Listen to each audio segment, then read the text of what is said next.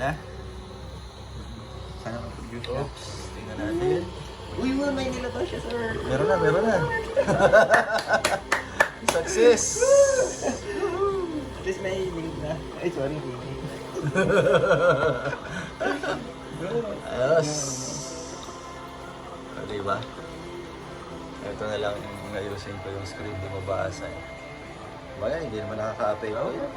Kahit ano ba yun. Okay naman.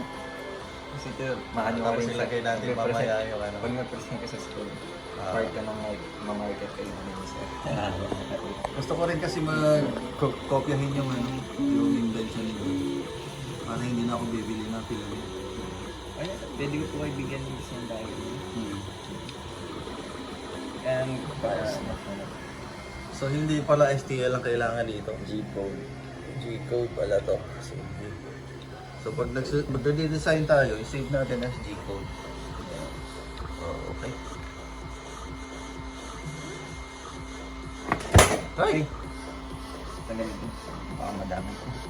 Masyado mataas yung ano ko. Ayun, masyado mataas. Teka, stop mo muna. Oo. Bumababa ko siya. Oo. Ayan na, nag-ano na, Post ko pa. Oo, pause. Yan. Taas mo muna yung ano. Cancel mo na. Cancel. Oo.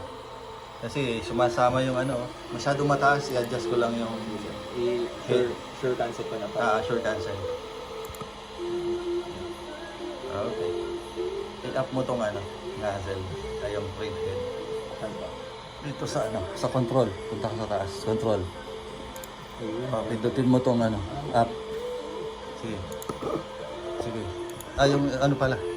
Itong ano, yung Z. Okay, easy access. Sige.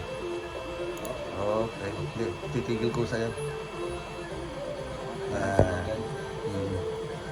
Ayan, oh. Ganda. Yun, oh. Ganda na, oh. Okay naman eh. Oo. Hindi, at least mag-cube na siya. Nabuo Nabuo na yung base. Nabuo na yung base natin. Na ano lang siya, umangat lang kasi hindi ko alam kung bakit umangat sa ng gusto. Di ba, i-troubleshoot natin. Ganda. Alright.